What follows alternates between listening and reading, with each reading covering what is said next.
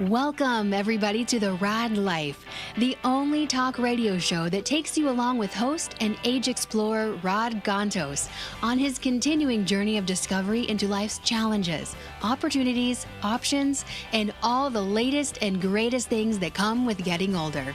The Raad Life is brought to you this week by Your Home for a Lifetime, a company dedicated to empowering you to stay safely, independently, and comfortably in your own home. And now here is your host, Raad Life. Raad Life. What's happening, Paul Roberts? Woo! Man, you're always bringing like the coolest people around here. I'm just telling you. You know, I just happen to be hanging around the right alleyways and street corners, I guess. Right? Definitely alleyways. Yeah. So, first and foremost, I do want to thank the company and our friends, both of our friends actually, that are making this segment of the show possible every month. I don't know if anybody has noticed, but every month for the last, 4 or 5 months, maybe about half a dozen months, we've had somebody on for a segment that's brought to you by Bespoke. Dave Welsh and the folks at Bespoke, his amazing crew, and you can check them out at bespokestyle.com. When do we get Dave in here? He is. Oh, what a perfect lead-in! Wow. Did you get my memo or something, No, Paul? I'm just saying because you've talked about it. He's been in here. They've been featured on other shows, Okay. so obviously they're connecting with the cool people in Okay. Orange County. Do you have any Godfather music? I can find some. Okay, we'll find some Godfather music, and then we'll make the announcement, because actually, Dave, the Godfather, to those of us who are in the know, and we can't decide whether he's the Godfather of fashion or the Godfather of clothes. I don't know. Well, Dave, if you're listening, which you should be, dang it, you're paying for the segment. Maybe he's the Godfather of cool. He is the Godfather of cool. Yes. And him and his consigliere, he wanted a title, so I don't know. Maybe you and I. His consigliere. Andre, we need to come up wow. for a name for Dan. Okay, Dan was Dan. complaining. He wanted the Hitman. I said, no, Hitman's on the show already. It's already gone. It's already gone. taken, It's bro. gone. So Sorry. Dan, we'll come up with something Yep. for you. But until then, I'm just going to give you the consigliere, because you are sort of Dave's second, right-hand man. So Dave Welch, Bespoke, thank you so much for making this possible. We've had some great people on here, and my guest today, the bar is raised one more time. One more. Andre, the Hitman. Sorry, Dan. Huseman. Yes. And Andre is a local. I am. Yeah, because nothing grows in Orange County, right? No, Andre, zero. Right. So before I start, though, I'm going to let you basically give a little background. Just you were born in Santa Ana. You were raised in Anaheim, right? Just a little background, like where'd you go to school, all that stuff. While I take this Bespoke jacket off, because I'm rolling up my sleeves and we're getting down to it today. Yeah. Okay. Let's do it. Let's do it. Go ahead. So, again, born in Santa Ana, raised in Anaheim. Played sports throughout my whole life. Had an opportunity to play some football in college. Played some junior college ball locally at Fullerton. And at the JC level, got a scholarship. Ended up playing out in Iowa for a little bit. Came back here, and I went right to work. Down volume. And as I went to work, I continued to work on myself as an athlete. And so started working out even more and got into boxing. I fell into boxing. I wanted to learn the sport. And so... when was the earliest memory that you have of being engaged in sport, and not just because it was an after-school thing? Like you were genuinely basically in sport. I think I was around 8 or 9. My uncle took me to the Pioneer Park in Anaheim, and he was playing catch with me, playing baseball. And there was a team over there, and I was just learning how to play catch. So, hey, we'd love to have him on. And okay, kill the music, it. Paul. It's just through your headphones. Okay, all right. I'm just trying to find the starting place. Okay, all right. So the thing about it is this: you then also pursued, which a lot of people don't realize this sort of the importance of this. I think you got a scholarship. Yeah. To go to college for sport, right? It's hard. It's harder than I thought. Like, what was that like? I mean, here you are. You're basically going to high school. Yeah. Yeah. And you're part. What did you play sports at high school? Yeah. So I played sports in high school. I ran track. I played baseball, and then I played football. So I was doing all three. I was super active. Wow. Always active, and I did that from 8 years old all the way until I was 22 years old. And so I went to junior college. It wasn't quite. I didn't really have the grades. I wasn't good at school. That's a whole nother subject. So I just wasn't good at school, which is good. I mean, it's all good. I went to go play football. That's what I wanted to do. You know what? Here's the funny thing, Andre, because I remember looking back at my school. I I grew up in a part of the world where we didn't really, sport wasn't that big a deal. But I remember, like, the only topics that I really was excelled in are the ones that were really of interest. I mean, surprise, right? The things that were interesting to me, I actually excelled in. And the other ones that just basically coasted. 100%. Right? 100%. And then later on in life, when I pursued higher degrees, it was like, fortunately, I was actually pursuing stuff that I kind of liked. Yeah. And you could see. And I think sometimes people forget that. You know, sometimes I think this day and age, like with parents are like they're putting so much pressure on kids. It's like, you know, the measure of success is if you have that degree or you have that class or, you know, you get that, you know, but college is not necessarily the path to success for everybody. It's changed the last 5 to 10 years. Right? Especially the last 5 years. It's really changed what the academic curriculum is. Yeah. And what it translates into real life. It's almost kind of sad right now. So. I mean, I make a living doing stuff that's creative problem solving, right? Basically, right? Correct. Okay. And what kills me is there's this emphasis on, you know, what they call STEM schools, you know, science, math, right? Yeah. Yeah, but nowhere in that mix is the word creativity. I mean, there's no no. We want to program creativity out of people at the age of 5, right? Yeah, absolutely. So here you are. You're not excelling necessarily academically in school. You're just coasting. You kind of, but I'm the athlete, right? But you still needed to maintain a minimum, right? Yeah, there is a bare minimum you have to attain to. So he's like, I'll just do the bare minimum. Oh, I was the minimum guy. You were the minimum guy. Oh, 100%. But you weren't the minimum guy when you were playing 3 sports. That's a huge commitment, dude. 100%. I graduated high school with a 2.18 GPA. So just to give people an understanding. That's the academic. That's the academic. But at the same time, you're playing 3 sports. Yeah, academics, I was A+. Yeah. Yeah, so, you know, and you get a scholarship. Yeah, oof. I got one. How did you get that one? Well, I had some good scholarships, and I tore my ACL my second going into my 3rd year, and so I lost a lot of big school scholarship. They find out, and at the end of the day, it's like the head coach has to tell these big recruiters hey, he's got a torn ACL. So I start. They don't answer the phones. They don't write back, and it's like damaged goods. So, but I ended up still getting some letters. Left knee or right? Left knee, torn ACL, 2 screws, and went through the whole process, had an incredible rehab, and just my tenacity to come back. I said, all right, well, I still have an opportunity to play.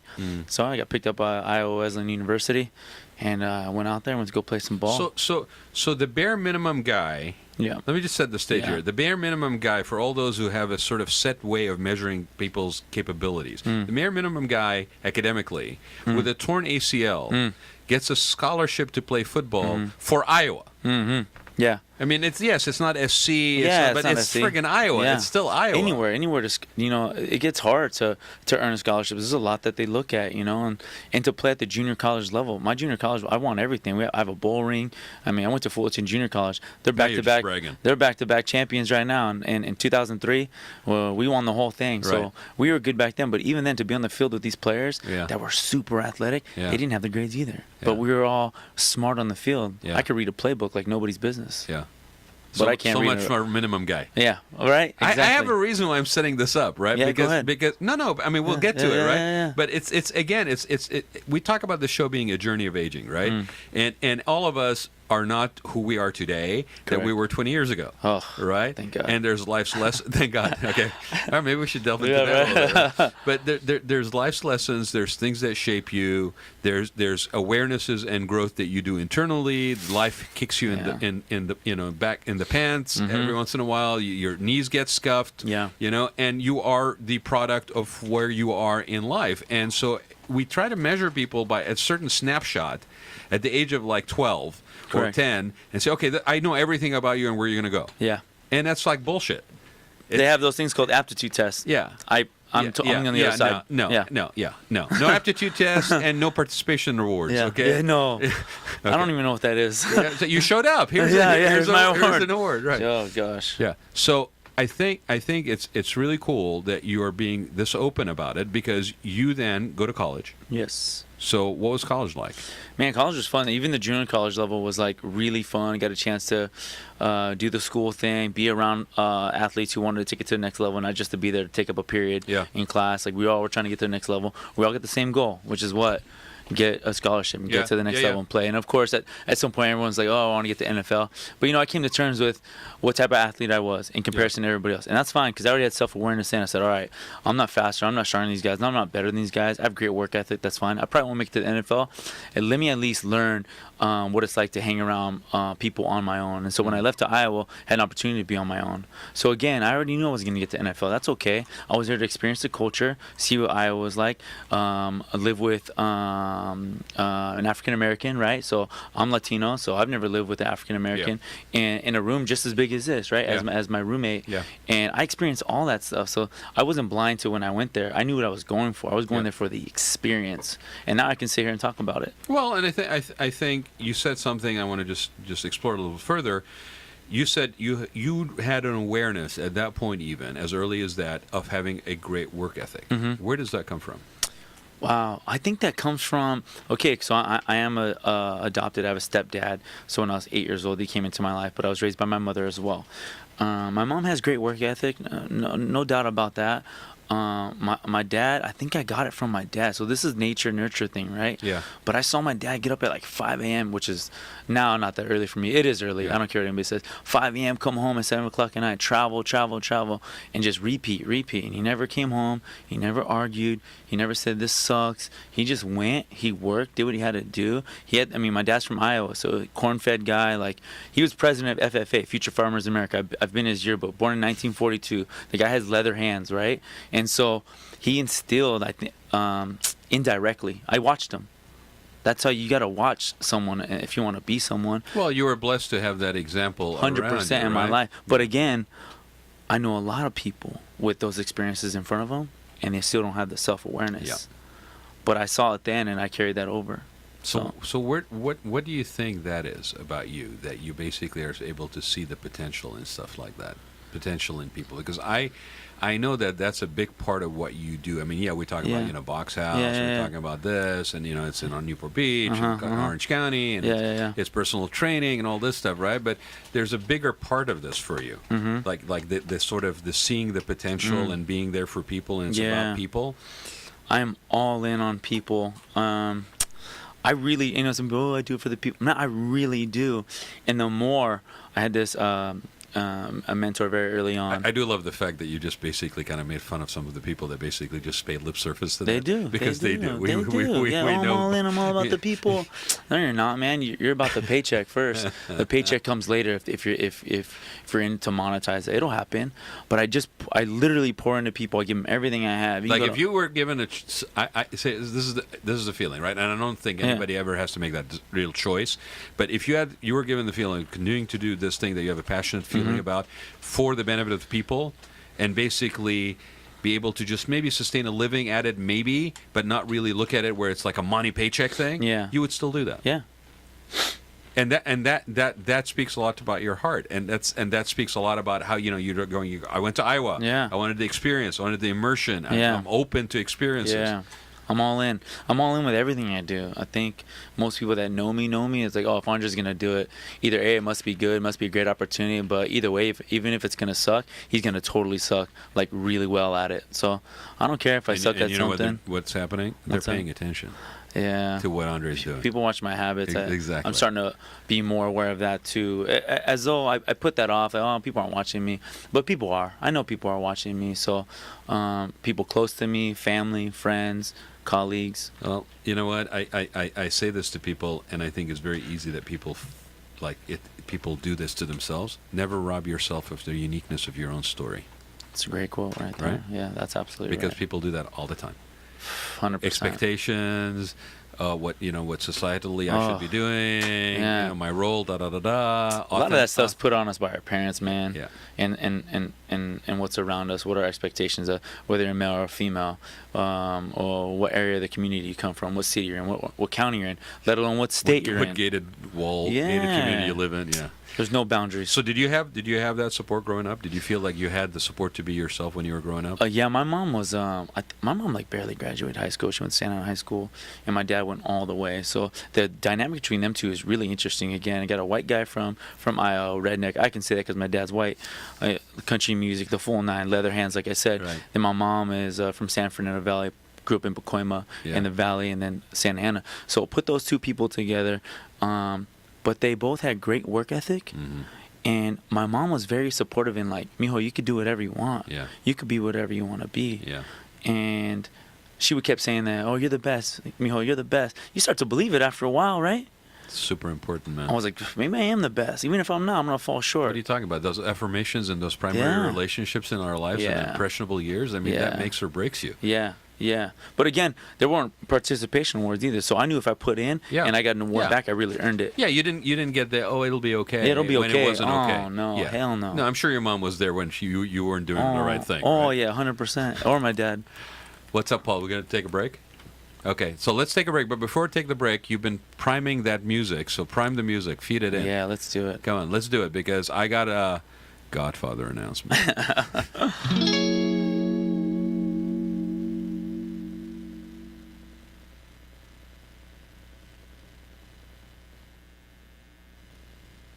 Kids, you want to continue living in a familiar environment throughout your maturing years. In fact, according to many surveys, 82% of homeowners overwhelmingly prefer to age in place, which means living in their current homes safely, independently, and comfortably, regardless of age or ability level. With over 30 years of combined experience in residential, commercial, hospitality, and destination resorts fields, Your Home for a Lifetime is a company dedicated to empowering you to maintain your quality of life and independence by helping you make your house your home for a lifetime. Do you want to reorganize or remodel your home? Do you want to add a full bathroom and possibly a bedroom on the main floor? Are you looking to make your kitchen more functional? Is an aging parent moving in, or your child is moving out, or even moving back in? Call Your Home for a Lifetime at 949-492-1872 or check them out on the web at yourhomeforalifetime.com and find out how they can help you make your house your home for a lifetime. You know, there's this guy. Frito, I knew it was you all along. You broke my heart, Frito. Okay? Okay, that's the most disgusting and obnoxious form of Godfather. Sorry for everybody involved with that whole trilogy. That's not bad. Frito. Okay, so, Paul. Yes. Thank you for finding the music. Okay. What? Okay. I gotta do it. Hey, you'll do it for me. Forget about it. Forget about it. Okay. I got a Godfather announcement. Yeah. What is it? You asked me a question when we first started the show. I still want to know what this Dave Welch guy is. Oh, this guy, Dave. guy. You know, He's the the guy. guy. The guy who knows He's the the guy. guy. Talking about this guy all the time. Okay, so Dave Welch, the guy, the Godfather, He is the gay. the guy. Okay, and his consigliere. Okay, Dan. He's one of us. He's What one, is it? one of Who the is guys, it? one of the Bespoke boys. Yeah, you know, yeah, yeah. So there's this boys. The Who are these Bespoke bespoke boys? Okay, Godfather of Clothes, Dave Welch, and Dan, his right-hand man, and their story, their journey. They're coming to Orange County story. Oh, yeah. You know, coming off the boat from Nordstrom. Fresh off the port of Fresh Nordstrom. off the port of Nordstrom. You know, The mean streets. The mean streets of Nordstrom, right? Does he Going to Red Hill, you know, finding their little place in the world, you know. And Little Italy, Red Hill. The Little Italy. and does he sit like Brando and peel an orange? You know. No, but he's got, talking to him? he's got his own barber chair, which he is does. now in the space. That's And cool. Right. That's so, cool. so we. By the way, Godfather Dave Welch and Dan will be here on the 15th of August as our guests That's awesome. on the show. And if you are interested, you can.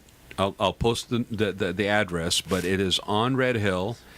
And we have now a barber chair in there where you can get straight razor shaves and cuts. I'm not letting anybody with a Thursdays. straight razor talk to me in this place here. Uh-oh.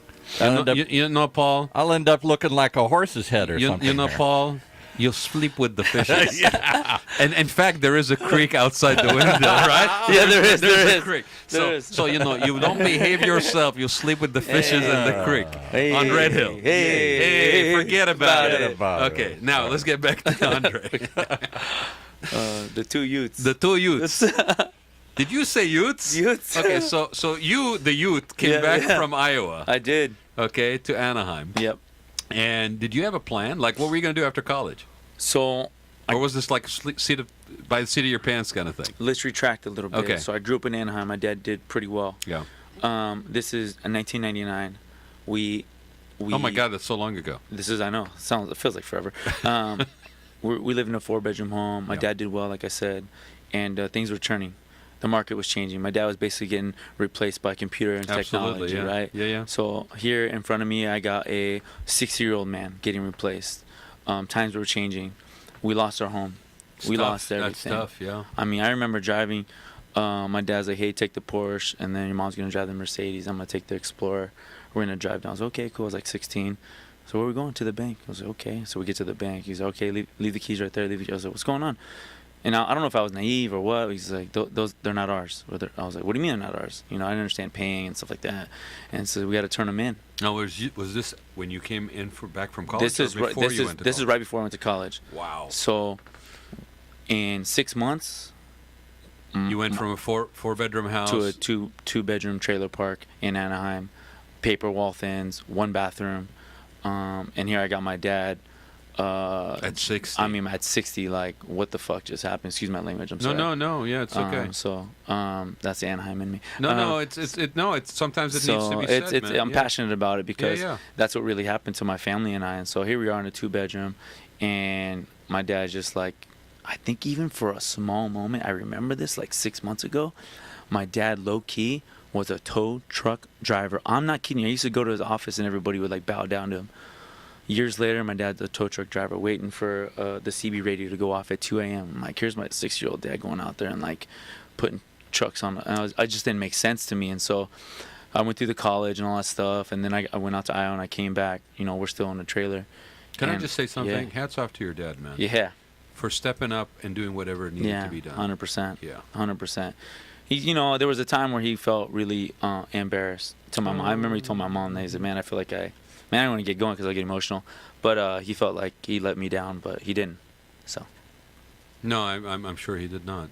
If anything, is he still with us? Can he hear us? Oh yeah, I don't know if he can hear me, but he might. We haven't talked in a while, but well, hopefully, maybe this will be a chance. You go to college with this sort of kick in the stomach from what you knew as a reality. Yeah. And you're now in college in another state, and you're immersing yourself, and you're doing what you need, and you got a scholarship. Yeah. How did it going to college was not the experience part, but was it a tough haul? No, it was a I drove out there. My dad went with me, and we had a great time. It was a great experience, and he's from there, so he knew the area very road well. Trip, yeah. And it was a cool road trip. We saw Grandma and Grandpa. So I did my thing out there, and I came back. Back to your question, when I came back, my parents were still there, and they're like, "Hey, we're moving back to Iowa. We just can't afford it here anymore." Yeah. And I said, "I get that." So they sold the trailer. And they said, well, come with us. And I said, I don't want to go there. I'm like, I'm 22 years old. There's nothing for me out there. I want to make it here. And I don't really have any family or friends out here, or family, I should say, out here. And so I said, well, I need to find an apartment. So I started searching everywhere for an apartment. I didn't even have renter's history. I think I had a couple $100 on my account. I landed a job at 24 Hour Fitness by accident because I didn't have money for a membership. My buddy who I played ball with at junior college was the GM. So I used to go in there, hey, Danny, can I work? He said, hey, man, come through, you're good. And then one day he's like, hey, man, you want a job? I was like, doing what? Like training clients and like selling memberships and stuff like that. I remember the only thing I cared about, and again, I had almost no place to live in like 3 months because my parents were getting ready to move. I was like, do I get a free membership? Like, do I get to work out for free? He's like, yeah, man, you'll work here. I was like, okay, I'm in. And that started my personal training career. Where was this, Andre? This was in La Mirada, La Mirada off of Beach in Hillsboro, the 24 Hour Fitness. So we're going to shout out to Danny White for putting me on in terms of fitness and stuff like that. Yeah. And so my parents get ready. I finally find a place. Doesn't get any better for me. I have no renter's history. The one place that accepts me is in Fullerton. It's a low-income housing. It's Section 8. And I remember filling out the paperwork like, hey, you can't make more than $24,000 a year. Pff, I'm in. And then you can't have more than can't have more than $1,000 in your account. Pff, let me show you right now what I got. It's like, done. When do I get the place? And my rent was like $850 a month. Man, I was making. I thought I was killing it, but I was working for corporate America, so it was what it was. I was taking home $1,600. I remember I sat down with my buddy, 9 months in. I'm still living there, and he's like, "Man, I want to figure out my bills. Can you help me? I'm not really good at that stuff." We did the math. and my bills a month were $1,500. Internet, cable, cell phone, car payment was like $250, whatever. I took home $1,600. He's like, Dre, how you doing it? I said, man, I don't know. I'm definitely going paycheck to paycheck, and I'm like floating money, like pay this, stealing Paul to pay Peter, Man, I had no money. Here's a crazy, crazy story. In that community, you're going to find mostly Latinos, right? Mostly Mexican Americans, things like that. And I was in there was like downtown Fullerton, but like even worse area, which was like Tokerstown, so the gang members. So there's shootings, not every night, but like at least on the weekends at the park, I hear guns going off and stuff. And then, man, I bought like the cheapest food for less, anything I could buy. Like I was still doing the top ramen thing, and here I am training clients. My parents are up and gone. I'm living by myself. I'm doing it. I'm doing it, man. I'm 23 years old at this point now, and I'm like doing it. I'm doing it. I'm not asking anybody for handouts. No money. No one can give me. My parents can give me money. Right. But I'm doing it, and I had a great time doing that. But back to my story in terms of like that community was so tight. It was so tight that. I got so bad for me at one point. I didn't even have that much food, and I had a lot of pride and like a lot of like, I'm not gonna ask. Yeah, not ask for anything. So there's this Mexican lady downstairs. Her son. Whenever I was doing laundry in the laundromats, because they weren't built into your apartments like they are now. I used to help out her son. He was like 12 years old, and I used to give him advice and stuff like that. One day I'm upstairs, get a knock on the door. Her daughter comes up. She's like 8 or 9. She has a plate of food with the foil on it to me. She's like, hey, my mom's, she says she sees you work really hard, and she sees you come and go all day long, and this is from us to you. We just want to tell you thank you for helping my little brother, and she's 8, and this is for you. And I like needed food. I like needed it. Not that I was starving, but I was like, man, I need a home cooked meal. You know what I mean? At this point, I was already a year in there, and so like I struggled. Yeah. So back to that whole story about like how did it get for me when I got back? That's how it got for me. It didn't get any better.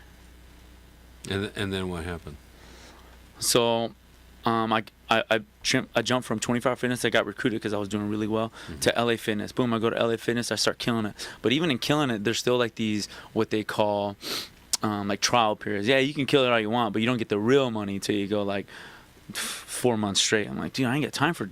I'm going real right now. I need real money. So I don't have 4 months. I don't have 4 more months. I don't know how I'm gonna get through this. Then I get a job at LA Boxing, which changed my life forever in terms of because that's how I get into the boxing. And so I'm like, all right, well, if I'm gonna be a GM of this place, I worked out the pay structure, so I'm starting to make some good money now, right? And so I start to make some good money, but I remember like the first week I said, well, if I'm gonna like sell boxing, I should probably know what the hell I'm selling. So I take one of my own classes. One of the instructors is teaching. I take a class. I'm literally hooked for 10 minutes in. Mind you, football's over. I was doing like Top Gun flag football stuff. It's not the same, not contact-wise. And I knew I shouldn't take any more shots to the head. I had 1 concussion in high school, and the whole thing was going around about concussions, even worse now. And so I said, all right, well, I'll do boxing. And then boom, next year I fought. I started competing. I fought for USA Boxing, fought in the amateurs, and I still enjoy fighting and competing. And I never wanted to go pro. I never wanted to be a world champion. I never wanted to be on HBO or Showtime. That was never my thing. Although I have a lot of friends, Andre, you could do it. Okay, that's fine. Intuitively, I started late in boxing. You need to start at like 14, 12, right? You need like a De La Hoya, Shane Mosley, Mayweather. You're like 10 years out. Yeah, and okay, cool, fine. But I already knew that then. I said, well, I'm going to build a business. I'm going to build a personal training business. But first, I'm going to build a name first. I'm going to be who I am, a good dude. I'm going to do right by people. I'm going to take care of people because 10 years from now, 15 years from now, it's going to be my turn. Yeah. And people are going to back me up and they're going to support me. Fast forward, 12 years later, what are people doing? They're backing me up. They're supporting me. They're all right on schedule, man. And but didn't just happen. Oh, I always say cheers to overnight success. Yeah, cheers to overnight success. Exactly. So that's how I got into the boxing. Takes 20 years to get there. Yeah. Oh my God. So that's how I got into boxing. And then I did the whole corporate thing for them for quite some time. I left. I decided to go independent and just straight work for myself. I already had the hustle, the drive. That's without a doubt. Yeah. And had the entrepreneurial spirit. I just need somebody to kick me in the butt. So what hooked you on boxing, you think? Man. Not the business opportunity, but what hooked just you boxing? 10 minutes in? Well, I grew up watching De La Hoya. That's my era. Shane Mosley, Mayweather, even Tyson towards the growing up a little bit. And then I don't know, it's just, man, this is so cool. And it's a sport that it's all you. That's why I really like track. Even though it's a collective effort in terms of points for track, it's still you one on 9 or whatever, how many people are in the lanes. But this was even better. It's me against him. Oh, for sure. Then I know anything I put in, any effort, I'm going to get exactly what I put into it. Well, and you're going to get feedback right away. Oh, immediate feedback. Right. If my stuff's working, if it ain't working. If you're 100% or not. And if not, I go back and I got 1 minute to figure my crap out and come back out and try something else. Exactly. You know, so I like that. I love it. Okay, I want to give a shout out because I know the new location, or that there's actually a piece of art that's going in there, and it's a De La Hoya, isn't it? It's a full size. Yes. De La Hoya. Yes. Shout out to Lori. She did it for us. Lori's a friend of mine too, and Okay. that was a blast. I saw that thing she posted it on, so shout out to Lori Gilbert. Yes, Lori crushed it. Thank you so much, Lori. We wanted amazing artist. Amazing. She's got a great story. She is self-taught, amazing artist. Yeah, I know. I need to get her on here. We're gonna get her on for sure. She's got a great story, like I said. So my partner and I, Vanessa, let's do some murals. I said, hey, if we're gonna do something first, let's do the guy that just inspired me, who, in terms of boxing, I look to. He's my go-to, and that's De La Hoya. And now it makes perfect sense because Lori is also big on spin. It all connected. The dots. That's funny. Yeah. Now I get it. And because when you say Vanessa, you're talking about Grit Cycle. I am. Right. Yeah. And shout out to Matt too, who's also one of the Bespoke guys. Yes. So it's funny. It's a small world, man. I think I've been saying this for the last week. Circles within circles. Life is circles within circles. You know, I even said it. Even said The Godfather today. I walk into his shop today. I need to get a picture of him and Dan for the show for the 15th.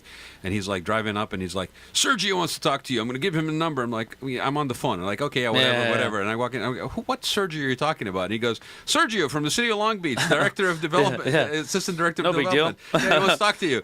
I'm like, oh yeah, I want to talk to him too. Because we just signed to do a Long Beach taco company on First Street. But it was so funny. I'm like, circles within circles, Dave. Circles within circles. Yeah.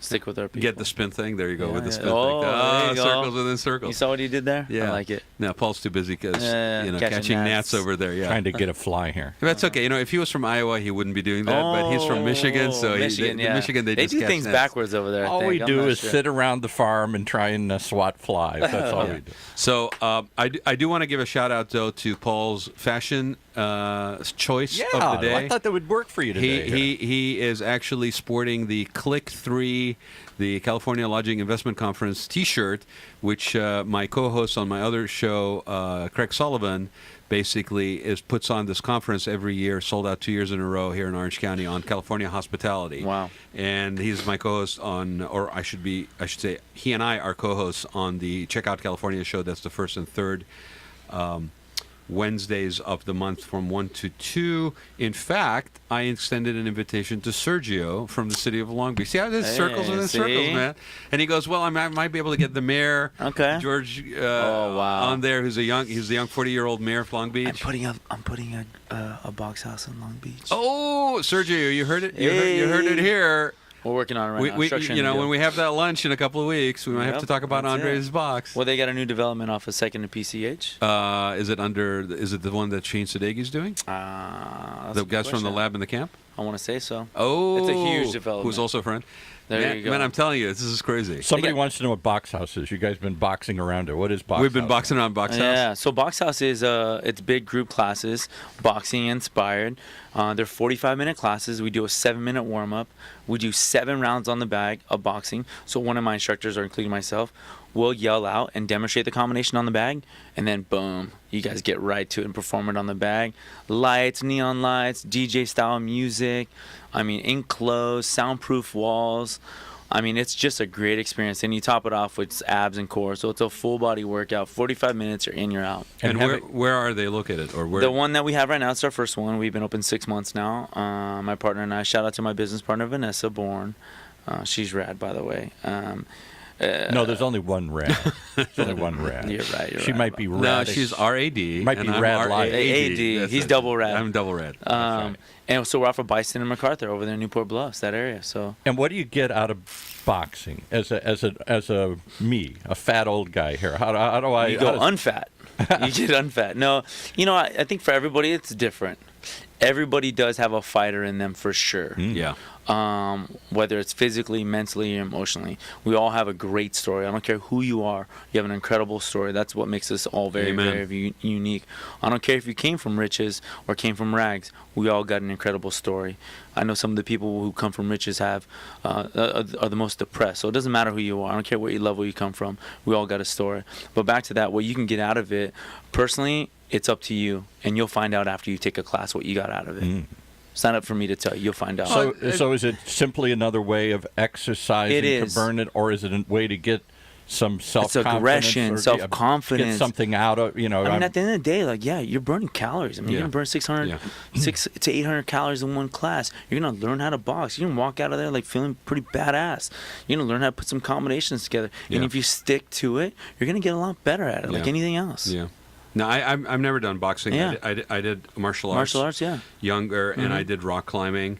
And there's something about the one-on-one, either you and the rock or you one-on-one, that there is no hiding. There is no guise. There is no mask. This is the peeled skin. It is what you bring. It is who you are. At the rawest form. The rawest form. Yeah. There's no hiding behind something. One of the Zero. best quotes, it was on a All Access or 24/7 HBO. It says, "In the ring, the truth will find you."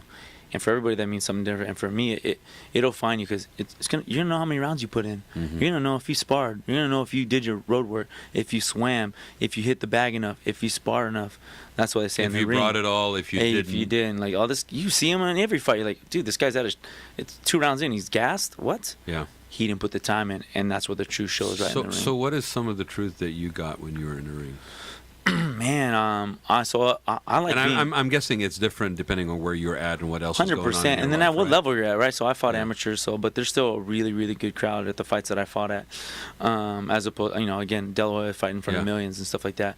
But what I got out of it, first of all, I like people watching me. That gets me an adrenaline rush. Again, back to college football, quarterback in high school, punt returner. Spotlight, bud. Oh yeah, exactly, right. Yep. So punt returner, kick returner in college, I'm the guy in the back catching the ball and trying to make a move, get to the house.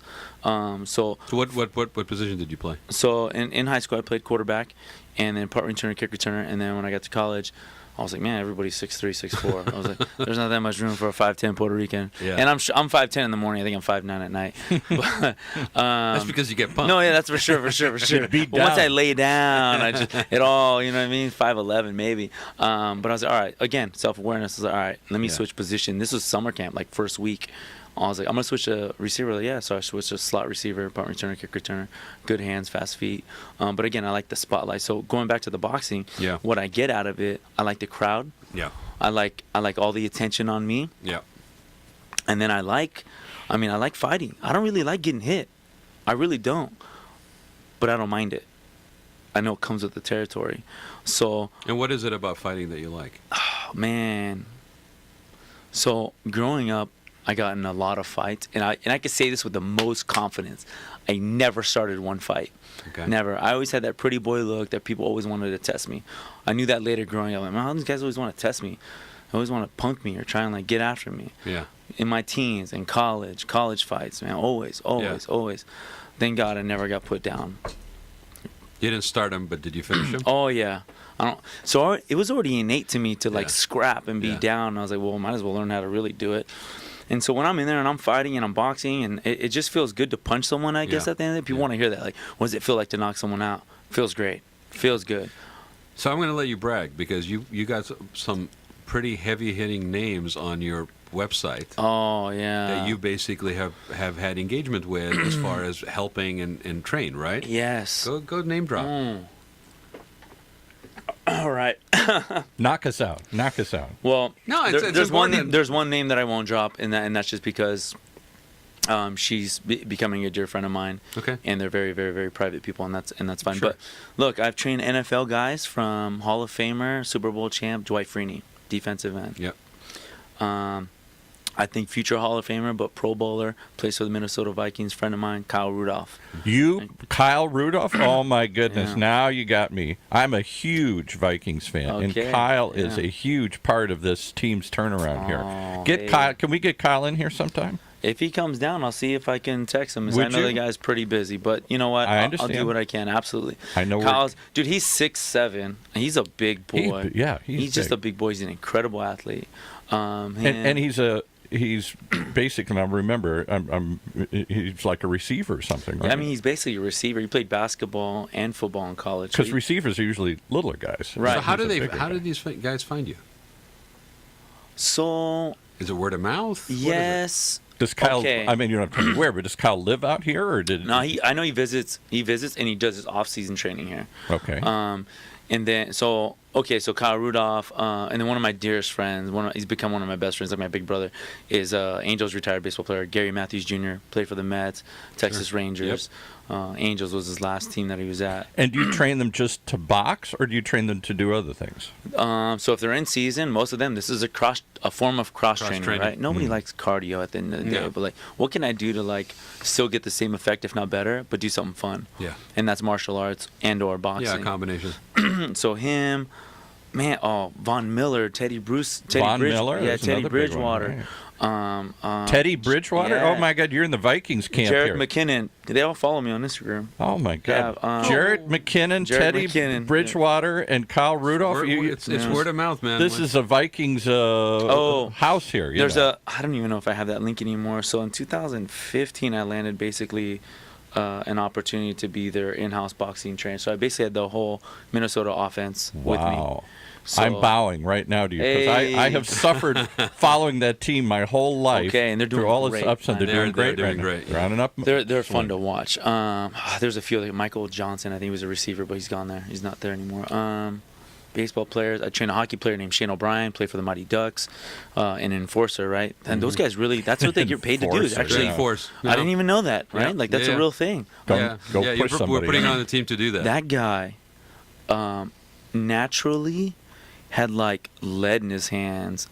He could just punch naturally. I could tell why he's just a natural born scrapper.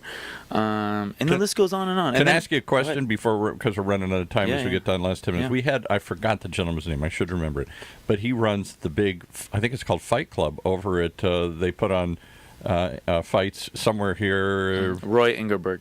Yes. That's who we've had on here. Yeah, he's cool. And he talked about, he's built this boxing following Community in Orange County. And I said, how's it going? And he said, it's getting harder. It's mostly old white guys or young Hispanic guys like yourself. Yeah. There's another following that's kind of coming up. They want the more mixed martial arts stuff. They want the more violent stuff or the free He had fall. a company back in the day, and I think he sold it to De La Hoya. Well, and He that's did, what- actually. He did, actually. See, So, okay, yeah. exactly. Well, and I mean, BOXHAUS is sort of an oddity in Orange County, right? Yeah, I mean, yeah. you know, it's That's like what I'm getting at, right. Yeah, cross training is all over the place. Yeah. You know, boot camps are all over the Yeah. place, but this is very specific. Yeah. So how's it been in the last 6 months? You know what? It's crazy busy. I had to scale up in terms of my employees. I had to add more classes, had to add more amenities. All great things, right? Good problems to have. Yeah. But the first 90 days, I remember Vanessa and I were just like, this is crazy. Yeah. Okay, I almost wanted it to slow down.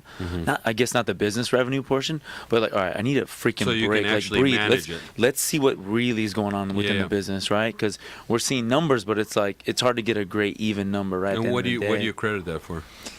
how do people You find you? did Why- too good a job of getting a name out there. Here's what it is.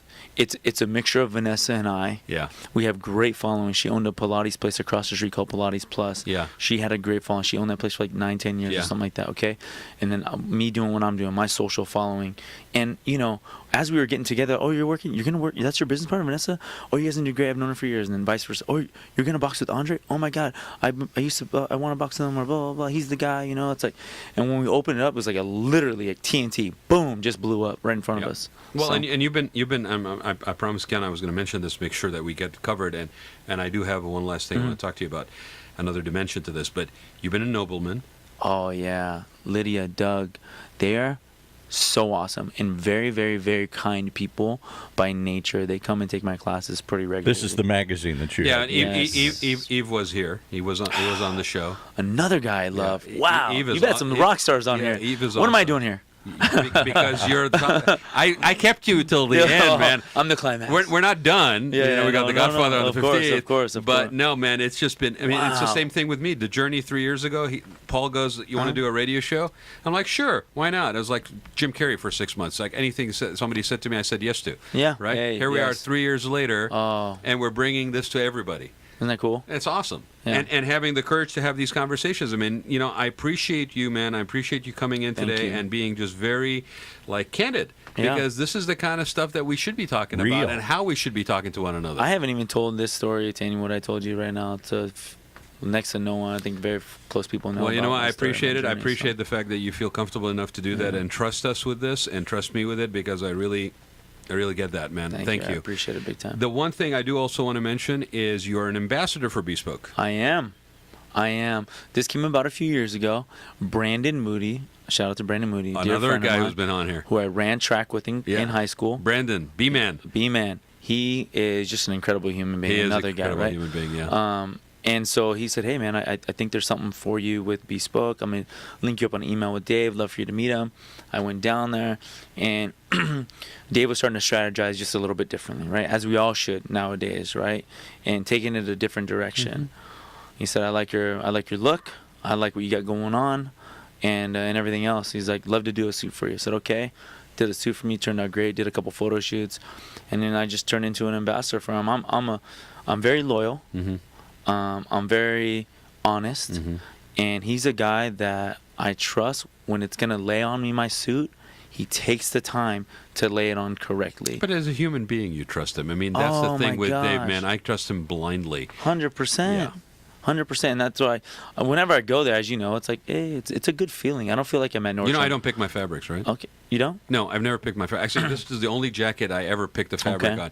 He reached out to me and said, "Oh, you got a good following on social media. I Yeah. like how, Yeah. your thing. Want you to be an ambassador?" Sure. And then like 2 weeks later, he goes, like, "You got to walk runway on Pelican Hills." And I'm like, Done. "What the hell? I didn't see that freaking small print, right?" It was small. It's all these guys. It's on the basically last were page like, on the back. Yeah, no, he was like, it was like 12 of us. And we had like, what do you Yeah. mean walk runway? And Yeah. where? At OC Fashion Yeah, Week? yeah, yeah, At yeah. Pelican Hills? Oh, no big Yeah, deal. No big deal, dude. Yeah, right? yeah. So, but as a human being, and I can't wait to have him on the show. Yeah. And Dan is the same thing, man. He surrounds himself with guys. Solid I mean, people. Brandon, Bart. Yep. You know, Oh, wow. all of these Yeah. guys. Solid right? dudes. Solid dudes. Todd from Stark. Oh, I mean, you know, yeah. Todd's solid too, man. What a great and guy. the people that work for him, and you can tell, man. And I'm blessed to have family, like a tribe that basically is made out of that kind of caliber people. So what are you doing on this show? What are you doing on this segment by that company? Yeah. It's because you fit that, man. Oh, I appreciate that. Right. You know, like I said, Dave's an incredible guy. The suits are beautiful. I don't wear anything else but Dave's stuff just because it lays on me right. Amen. And I love to support. And if you haven't worn a Bespoke, Ugh. what the heck are you waiting for? Go get yourself a Bespoke. And he'll, just do it. Just do it already. BespokeStyle.com. And spell That's it it. because it's spelled differently. BSPOKE. Oh, follow him on Instagram, Bespoke. There's no Just no a E. B, right. Yeah. Or Hitman, Huseman. Or Hitman Huseman. That's it, Any yeah. of guys, any of Yeah, us yeah. guys, you just tell us your All 1 degree of solid, separation. dude. That's We'll pass them 100%. on. Yeah, that's it Now, right there. I'm not going to end the show without bringing this up. Ooh, Okay? Because it's a journey of life, right? it is a journey. You got a new chapter coming up. I do. My wife is pregnant. Oh, congratulations. This is I'm so excited. Okay, this is gonna get me emotional again. I'm so excited. Nah, that's why I left it to the end, man. Because I've been with my wife 10 years. She was with me when I had nothing, and she'd go back to having nothing with me if we had to do that again. And so to have her as a battle buddy and a friend, she's my best friend. That's called a keeper. Yeah, 100%. It's called and a so keeper. we're pregnant now. I'm so excited. I love it. We're pregnant. We are. We're a team. And so whether it's a boy or a girl, look, I know what I deserve. Do you want to know? Oh, yeah. Let's get this freaking straight. I know what I deserve. You deserve little devil. Oh man, I know what I want. I do want a boy. And everyone says, "Oh, is he or she gonna box?" And that's what they want to do. Yeah, I know it's a rough life though. It's tough. It's not, Girls box today. No, what they the do. heck? Yeah. But whatever they want to do, I want to be able to support it. I want to be there like my parents were for me. When are you due? January 9th is the due date. Are you kidding me? That's my birthday. You're talking about Vikings? You're talking about me? Well, you're just pulling me into this. January 9th. On January 9th, I got Vikings, I got babies. What do you want? Do you want to know before? I do. I think in August we can take a look at and see what's sonogram. what. So we haven't come up with names. Paul's open. just If chilling. you My want to wife's- call him Paul, that's okay. So what does it? Paul, I'm Paul. It's my name. So what? Kyle, name him Kyle after Kyle Kyle. Rudolph.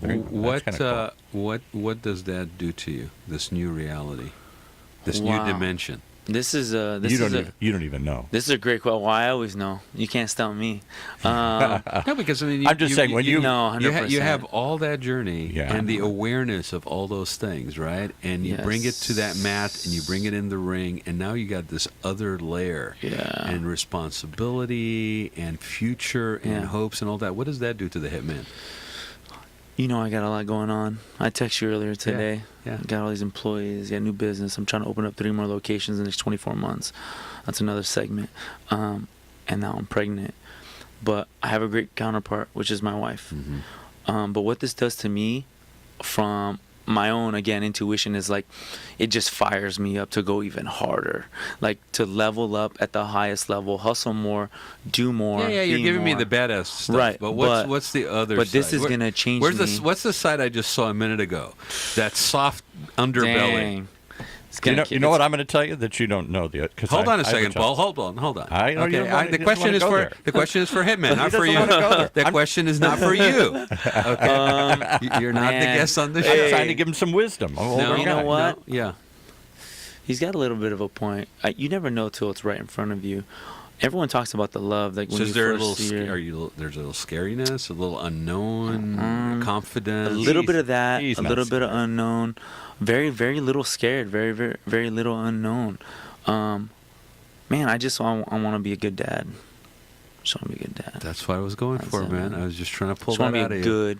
So can I dad. give you my 2 points as the old guy in the room here? And you have a good reference, don't you? I do. I have a solid reference, man. So One is that you will not realize it suddenly becomes about them. It's no longer about you. you're absolutely right about that. And they will believe everything you tell them for a while. And I know I cut Paul to the quick because sometimes he gets all excited Yeah, and I wants to know. jump in, right? But Yeah. I will tell you, both of you, Yeah. what I was going after is that sometimes we grow up and there's challenges with parents and Yeah. I think if you got a strong personality which you derive from your parents, you then butt heads with your parents and then you kind of develop your own personality and then you come around and at some point you realize that if you were even fortunate enough to just have that same example be something that you Yeah. project to your next your offspring, whoever you touch in your life to bring Yeah. that. And from what you were talking about and how you were talking about your stepdad, Yeah. man, you're going to be a great dad. Appreciate it. Yeah. Thank you. So on that note, Paul, why don't you take us out? I appreciate you being here, Andre. Thank you guys so much. What a cool office. If this is an office, I don't, This It's is the OC this Talk this Radio. is this is Our OC Talk. massive This is where it happens. This is is where it. it all happens. Ground So zero, baby. You're love welcome anytime, man. You come back. I Thank want you to. so I want to much. see what the next journey is. What the next round in Andre the Hitman Huseman's life There's is. 12 round, rounds. I'm yeah. like in the mid rounds right now. Yeah. You know what I mean? So Yeah. another chapter. So Thanks, buddy, for thank being you. here. Appreciate it. You have been listening to the Raad Life radio show with your host and age explorer, Rad Gantos, brought to you on the one and only OCTalkRadio.net. Join us again next week as we continue our journey of discovery into life's challenges, opportunities, options, and all the latest and greatest things that come with getting older.